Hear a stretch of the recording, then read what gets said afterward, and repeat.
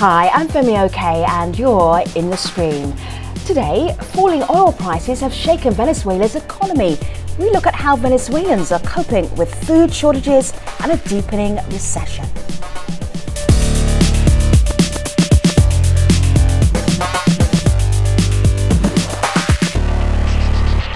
So today we're linking the oil story of falling oil prices with the economy in Venezuela and also everyday people's lives. It is not an idea that we came up by ourselves. We had some help from our open editorial on Latin America. Malika? Yes, we actually got this pitched several times by people during our Twitter chat and open editorial. So this one is out of the UAE actually. Gopi says, what impact will a decline on global oil prices have on Venezuela? And this next pitch came from Mexico City. They actually suggested two of our guests for today's show. So we'll talk to them in a bit, and we want your thoughts on this topic. You can tweet us with hashtag AJStream. We always like a little booking help. Thank you very much, community, for that. In our studio, we have George Chicarello, Ma, and George is the author of We Created Chavez and Professor of Political Science at Drexel University. George, it's great to have you here. Glad to be here again. And we will hear more from you in just a moment.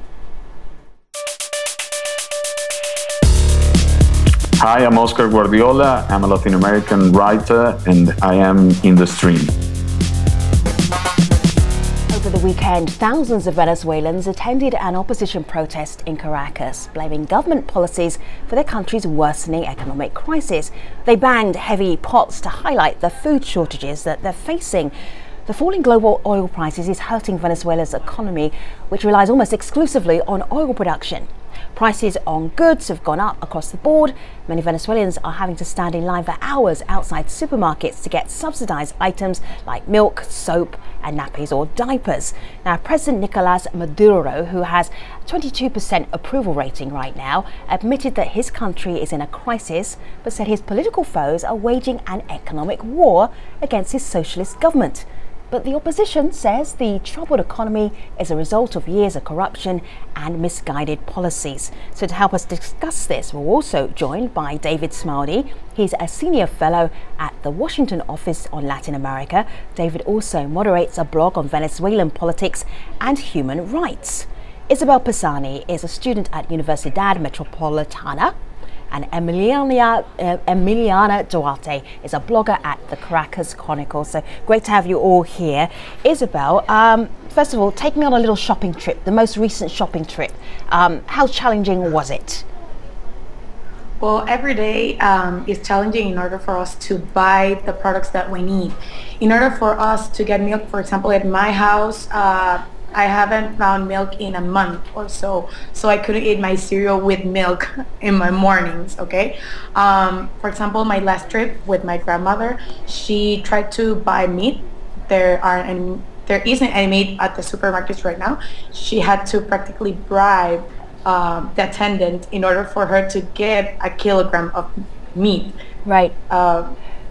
Wow. Yeah, so your grandma is kind of pretty fierce.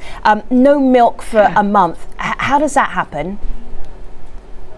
Well, because there aren't any private production here in the country, okay? The industries that did produce the milk were nationalized, most of them, okay? On the past years, more than 238,000 enterprises in Venezuela closed down. Private enterprises, and those were the ones that gave the products for the supermarkets. Now, if you find something, you probably will find one brand, and it's not necessarily the best brand or the brand that you will choose.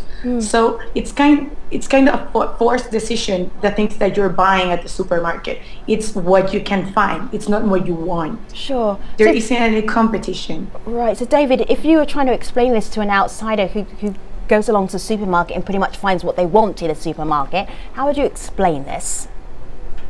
Well, I think it's important to realize that scarcities are different than hunger. No, there's a big confusion. People think that people in Venezuela are hungry.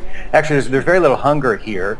There's actually, consumption has been increasing over the past 10 years or so. What there are is scarcities, which mean you can't get what you want when you want it.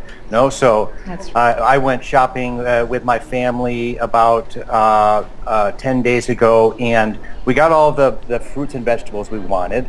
But we went to the meat section. There was no beef. There was no chicken. There were smoked pork chops. There was fish, and there was goat loin. And so now we're going to figure out how to cook goat loin. Okay. But there's food. We have food, and it's just not the food we wanted. It also means that we have to go shopping more frequently. We have to go a couple times a week. This is something that really disrupts the lives of middle-class people who are used to shopping once a week or once every other week, whereas poorer people who tend to have more time than money are usually used to shopping several times a week. And so it disrupts poor people less than middle-class people. So it's something that we hear about. Poor people deal with scarcities all the time because oftentimes, in most contexts, it's a matter of social classes. I think this is generally a problem that doesn't just affect the middle class or that poor people are exempt from the hardships that we're going through. I know of people that sleep in front of supermarkets the night before for days even. I've seen mothers nurse their children in line under the sun, standing for 8 hours, waiting to see not if they can buy milk, but if they can buy anything. When you go up to someone in a line in front of a supermarket, I think that's right. I think it's definitely affecting poor people more now than it did, say, 2 years ago.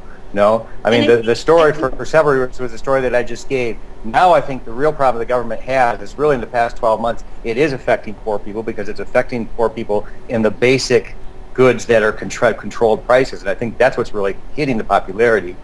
Maduro's popularity is that the scarcity has gotten to the point that they're really affecting poor people as much as middle class people. Yes, take a pause for a moment because I want to bring in the community. So hold tight just for a second. Malika, what are you seeing online? Well, people are talking about how it's affecting them. They're sharing their own personal take with this. So Teresa on Twitter says, inflation is making my life miserable, but the real pain is the food shortage. Lines are huge and people show their worst faced in these lines. That's true. So there's this hashtag that's trending. This is a hashtag that translates in Spanish to empty shelves in Venezuela. And you see it here. You see the shelves. People are using that hashtag to take pictures of what they're seeing. But George, what do you make of these shortages, these empty shelves? Is this the worst that it's been? Well, it's certainly not the worst that it's been, but we're certainly seeing a moment of heightened scarcity, as David said, in specific goods for specific periods of times. And the fact that you hear about the very same goods, often diapers, for example, powdered milk, really speaks to the fact that there are very specific sectors that these shortages are involved in. But we're talking about a systematic problem, not of this government, but of the Venezuelan system. We're talking about decades and decades of no stimulation for domestic production, in which an oil economy militates against and creates all of these disincentives that make it very difficult to produce domestically. And I think the government's response has been mixed, right? On the one hand, it's not simply a tragedy that private businesses are closing down. Many of them are closing down because they don't want to sell at the regulated prices, and the government regulates the prices because it believes that the people have a right to be able to eat meat and to eat chicken and to have access to milk instead of letting the market George, and the private sector set these prices. You're chatting and Isabel is just like nodding her head violently and she's sitting in Caracas. So just hold that thought for a moment. Isabel, what's up? What's up? Why are you upset? Okay, yes, you could say at first that there were some products that were missing, but now you see that you can find deodorant, you can find shampoo, you can find milk powder or liquid milk, you can find coffee or any product. I mean, it's generalized to every product that you need in the supermarket.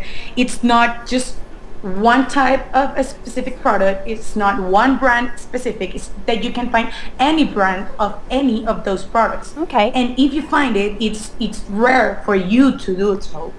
George. See, well, that's simply, I mean, we can't generalize on the basis of one experience because people are getting milk and people are getting coffee and people are getting their household items every day, and people are queuing up, and it's important to point out, often for things that have regulated prices. That means that because the government protects those prices, people are willing to wait in line to pay that regulated price to get those goods. People are also waiting in line today in Caracas for televisions, for refrigerators, and so we're talking about a situation that, as David said, is not one of the picture that's being painted internationally of sort of starvation and total, absolute lack.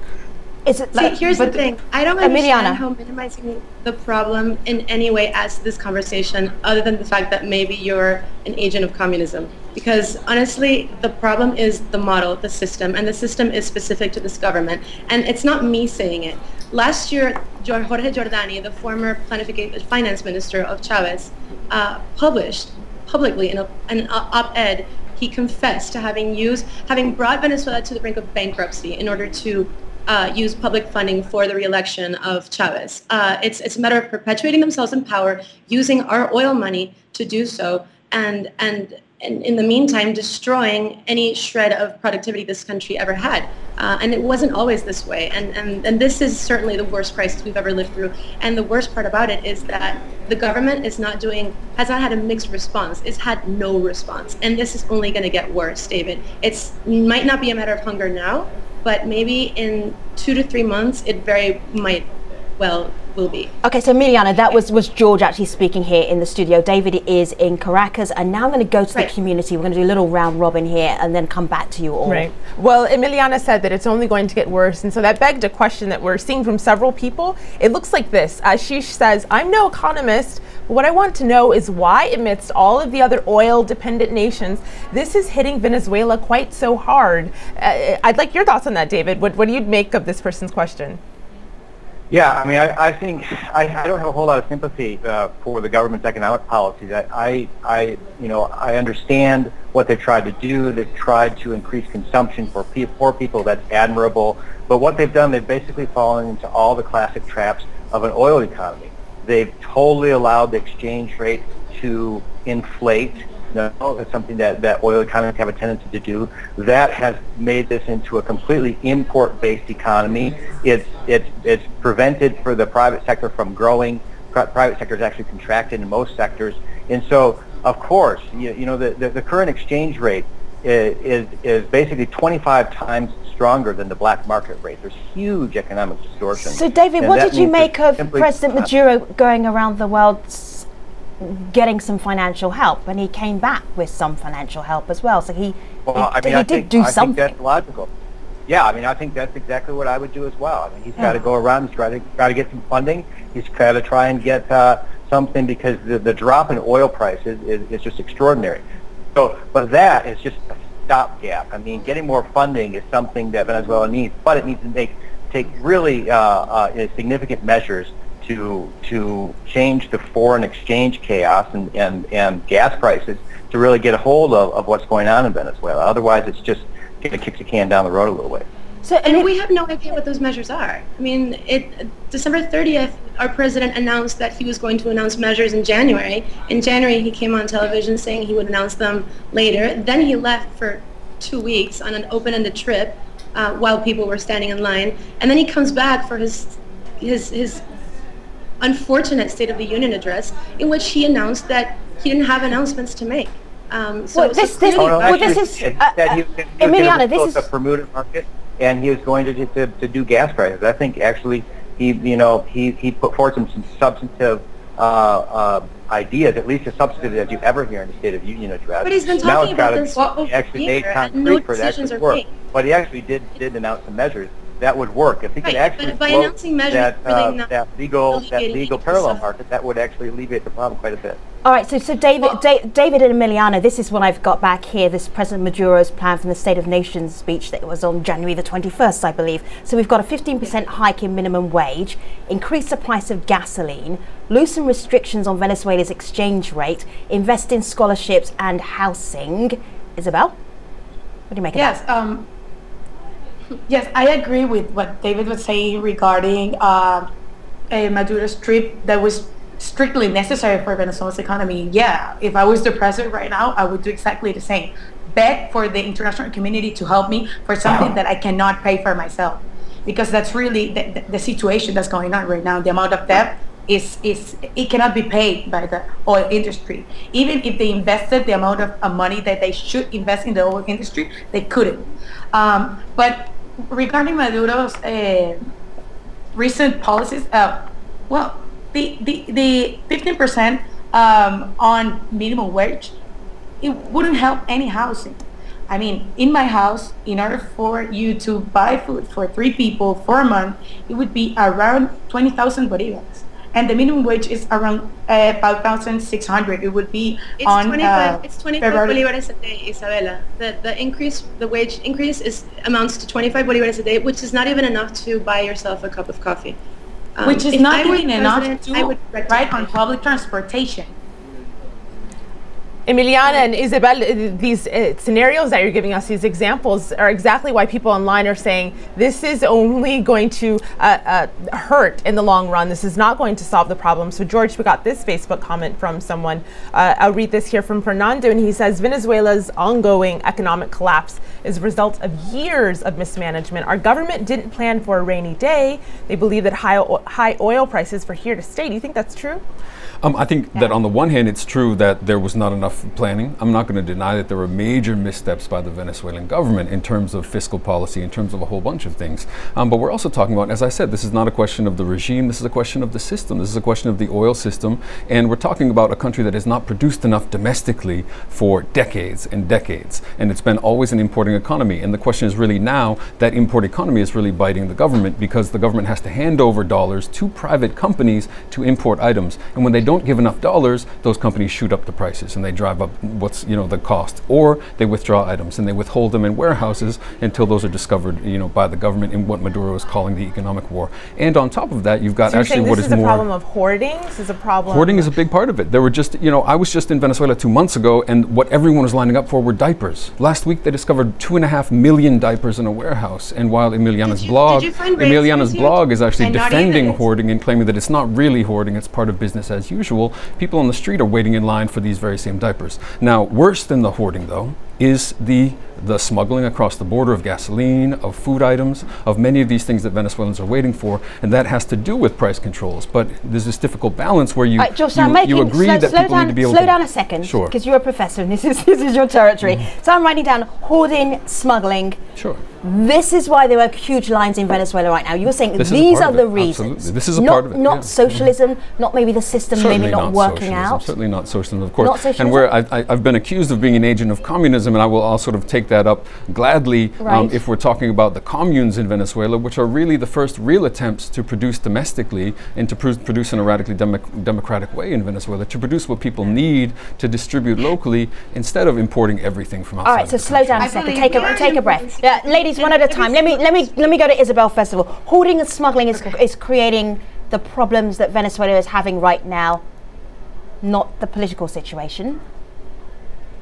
Of course not. I mean, the government's policies on what's going on at the economy right now hasn't been really useful. For example, what you said, George, previously regarding the control of prices, and that the enterprises didn't want to sell the products on the control prices. Yes, they don't want to sell them because they can't even pay for the production of those products at the rate that they're trying to impose.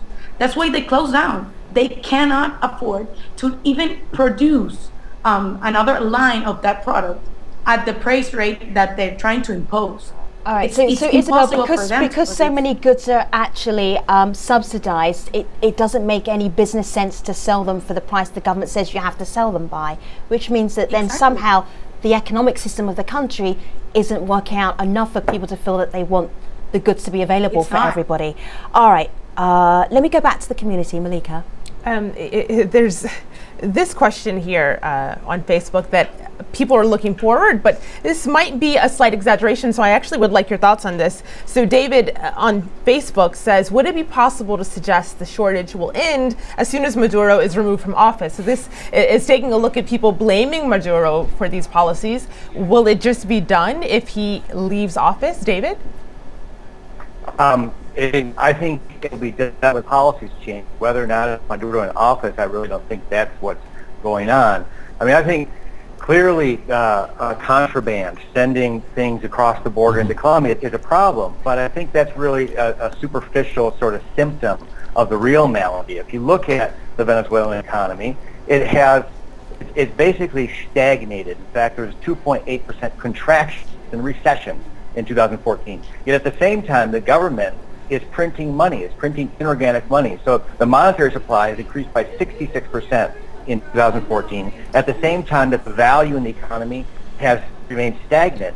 Therefore, inflation is inevitable. If you add to that a fixed exchange rate, there's going to inevitably be pressure on foreign reserves. There's not going to be enough to import what the economy demands, at least at the prices that goods are available at, and you're going to get shortages. I really think with the current setup, economic contraction, expanding monetary supply, and a fixed exchange rate, I can't imagine not having inflation and scarcity. I can't even with a thought experiment. I can't imagine it. Emiliana, how do Venezuelans get out of this situation? Well, first of all, I just want to say that denying the obvious and placing the blame on external factors is this government's modus operandi. The first thing this government has to do is rectify. Back when we had blackouts, they blamed a lack of electricity on an iguana, and they're blaming on an iguana. Yes, on an iguana. You know, you can't just drop an iguana into the conversation and then walk on by, right, Emiliana? Emiliana, excuse me? You can't just drop an iguana into the conversation and then continue speaking. Everybody's going, she said an iguana? What are you talking about? Unfortunately, it's just as laughable as the government blaming the opposition for the situation we have. The government, the truth is the government controls every single step of the consumption chain, from giving out dollars, from deciding who's able to import food, from fiscalizing every single wholesaler, from controlling all distribution channels, to controlling prices, to having National Guards stand in every single supermarket making sure that people are sold only the ration they're allowed. So how can the government blame the opposition or anybody else for what is clearly only a result of their failed policies? This government, the only way that we will get out of this crisis is if the government rectifies, and if the government can't rectify, then we need a new government. How realistic is that, David? Well, I think right now the opposition has the best chance it's had in 16 years to take power, is what it's wanted. This year there are legislative elections that if they do well on that, they'll be in a great position for a recall referendum in 2016. The problem is that this opposition for 10, 15 years has had a sense of entitlement that they're not patient enough. They don't, they want to take shortcuts. They want to, so right now, instead of organizing for the legislative elections, instead of putting together a platform, an analysis, and suggest what they're going to do, they're pushing for Maduro's resignation. They're saying we need a governmental change. Why don't they simply organize for elections, like people do in democracy? All right, I've got an image here to show you, Isabel, because you were telling us about how pretty much everything is scarce, and the image has just disappeared. But it showed where oil prices was budgeted for in Venezuela, about $117 a barrel, where it is now, which is $50 a barrel, probably a little bit less because of the nature of the oil that comes from Venezuela. Every time the oil price goes down, how is that explained to you as a citizen in Venezuela? How does the government explain to you why things may be difficult on the ground? Well, there's no explanation whatsoever on how the oil prices are really affecting our lives. You have to have a little bit of common sense to know that the income that our country has is mainly due to oil. And yes, it's not only what's budgeted in Venezuela, the $117 the barrel, but also you have to see one of our main buyers has been lowering their buys redundantly to Venezuela at a 52% rate since 2005. Approximately. So Isabel, every time if you watch the economic news and you see the price of oil goes down, and your reaction is what? Just very simply, so wrapping up. It's a joke. They don't have any more money to spend on buying boats, because that's where the oil money is going. Isabel Pisani is one of our guests today. We have David Smaldi, Emiliana Duarte, and George Chicarello Mar. They're coming to the post show, stream.aljazeera.com. Hope to see you there. Let me tell you about the next 8-day stream, overseas adoptions. That's what we'll be talking about.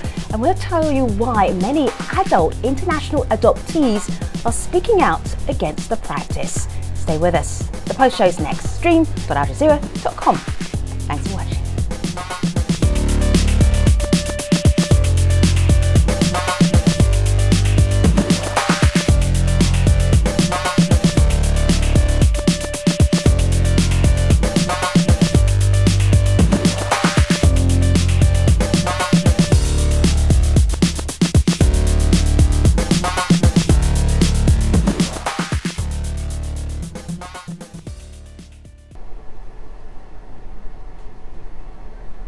This is the Streams Online Post Show. We've been talking about Venezuela's economic struggles amid falling oil prices around the world. George, do you get a sense that there's a feeling of panic in Venezuela right now? That's what's being projected, but that's not something that I see. That's not something that I sense. I know that people are very concerned. Who's doing the projecting? Because it matters if it's the administration doing the projecting. We should take that seriously. No, I think where you get a sense of panic is in the foreign press and in the certain sort of middle and upper class sectors of Venezuela, whereas people on the ground, on the grassroots level, people in the working classes, and especially the supporters of Chavismo, are frustrated, are wondering what's next, are trying to build alternatives, but they don't have this sense of panic that I think you get about Venezuela. But bear in mind that people have been spreading panic about Venezuela for 15 years. Right. So unfortunately, the reason why we have to resort to the foreign press in order to explain what's happening, this horrible crisis that we're going through, is because the entire media system in Venezuela is also dependent on the state and has been co-opted as an arm of propaganda for this government to, once again, do as it will. Repress, persecute, silence dissidents, just as last year's protests ended in brutal repression, torture, and gross human rights violations. The government now can only resort to fear as its main weapon to silence dissent. Yes, there is a crisis, and it's only going to get worse, unfortunately, unless something's done about it. So let me nowadays. Yeah, go ahead. Nowadays, it's more dangerous to go out in the streets with a bag that has detergent, shampoo, corn flour, or whichever product that it's scarcing on the streets, because people can really punch you and take your bags and rob you on the streets, and that has happened. And it's really unnecessary to say that products like that people shouldn't be on the streets like rioting for this, and that's what's happening on the supermarkets. And also people that are making lines are not also poor people, also middle and high class people. Everybody is doing lines, and mostly they don't know which line are they doing, but they're doing it. Could I add in here a second that I think it is interesting that suddenly Venezuela is in the news again. These scarcities have actually been happening for a number of years now. They're worse right now, but the same thing happened in 2013 in May and June, also in October to 2013. So it's not unprecedented, but I think it's the combination of these scarcities in January with the fact that there's these long postponed economic reforms. There's huge economic distortions that have to be addressed at the same time that oil is now half what it was 6 months ago, and Maduro has 22% support. So he has to make big changes with fewer resources and little political capital, and that's a really, I think, difficult, combustible combination. But you mentioned big changes there. I just wanted to get in because you mentioned big changes. And so among the tweets that I've seen just in the last few minutes, people are still talking about what those big changes should look like. So Emiliana, one person says, most of these oil countries practice monocrop economies. With the fall in the world oil market, they have to diversify. This person, Kevin, says, how will they adapt as the world moves to renewables and tax carbons if they don't diversify? So Emiliana, is there a national conversation going on about what comes next? Well, of course there is. I mean, there's been talk about lifting the subsidy of gasoline, and there's been talk about putting more to diversify the economy and making this country more productive. But this all cannot happen unless this model of populism and petropopulism is until we get over it. And that can only happen if we are aware that regulations and controls only disrupt the economy, create opportunities for corruption. More than $25 billion have been stolen from our national coffers because of the exchange control ever since it was put into place in 2003. Emiliana, for our international audience who are just listening in and find this fascinating about Venezuela, very briefly, do you want to explain what you just said? So basically, we have an exchange control whereby the government can decide who gets access to dollars for importing goods. There's different rates for this exchange control depending on what these goods are. But regardless of the rate, the government is through its discretion, decides who is allotted funds after a very bureaucratic and difficult process. And over the past 2 years, Jorge Jordani, like I said, the former minister, the finance minister of Chavez, basically admitted that more than $25 billion had been given away to fake companies as a means of obtaining funds from the state and then not importing any goods with them. Now, the government blames the opposition for this, but let's not forget that it was the very government who imposed this system to begin with. So it's just it's a blame game that always goes back to the government and its failed policies. Sure. David, you said you've seen scarcities before. Where do you think this situation may lead to? That's a good question. I think it really depends on what the government does. And I think the government has the lion's share of the blame here. I think, however, I think they get some credit for starting a conversation. Maduro in his State of the Union address said he's going to, there's going to be some sort of devaluation that's going to increase the gas prices. And in fact, there's actually now some public service messages with people talking about this. They're starting a conversation. The opposition, on the other hand, basically, they do, as they always do, whatever is the most expedient. They criticize devaluation. They criticize the idea of increasing gas. I mean, I think there's a long-term sort of expert conversation on this, but unfortunately, there's very limited political conversation on this. And I think actually the government's doing a better job than the opposition is. I think the opposition has to up its game and join the conversation and say what they would do. That the conversation, I think, actually needs two sides.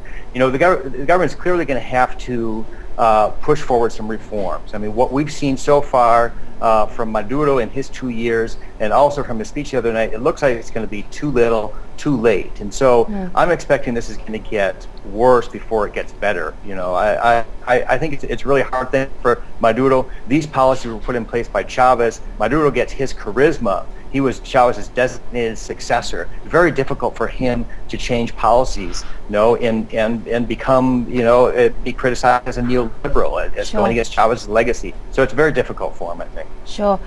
Isabel, what's your next shopping trip? What are you planning to buy next? Whatever I can find. I cannot plan on what can I buy next. Whatever I find on the market. I mean, I would try to buy a cereal, but I don't know which brands of cereal will there be on the shelves. But you also don't have any milk right now, so maybe cereal without milk might not be the best shopping option, right? No, I found 2 liters of milk that a friend of mine took to my home, and she called me on the phone and told me, oh, there's milk on this supermarket. Do you want me to buy? Okay, I can only buy 6. I'm gonna give you 2 of them. Okay. So she took it to my place because she said, when you get here, you won't be able to find any milk. Wow. We're redefining friendship in Venezuela with who's the mate that calls you up and tells you what you need and buys you some as well. Okay, wow. Isabel Pisani. I'd like to make a point. Emiliana, I'm wrapping up. So can you make that point in a sentence? Because I'd love to hear it in a sentence. Basically, there are democratic means. Of course, we want a democratic transition to a democracy, a part of the redundancy, and there are means within the Constitution for this to be done. And the reason why we're so hasty, meaning the opposition, for this to happen is because you cannot be patient during a crisis. You cannot be patient when it's so urgent and when this crisis might become an emergency of nationwide proportions. Emiliana Duarte is a blogger at the Caracas Chronicles. We also had David Smaldy. He's a senior fellow at Washington Office on Latin America. Isabel Pisani is a student at Universidad Metropolitana, and George Chicarella Mar is the author of We Created Chavez and also professor of political science at Drexel University. Thank you all for being part of this conversation. Malika, how did the conversation go online? I think people had some skepticism. I'll end with this tweet because it's from a Venezuelan. Roberto says, the bottom line, and he's quite skeptical, Venezuela's chickens are coming home to roost. It's a cautionary tale for world leaders everywhere. Okay. Thank you very much, everybody. Moving on to our next AJ Stream show. Overseas adoptions is what we'll be talking about. We'll tell you why many adult international adoptees are speaking out against the practice. We'll find out why on the next AJ Stream. See you soon.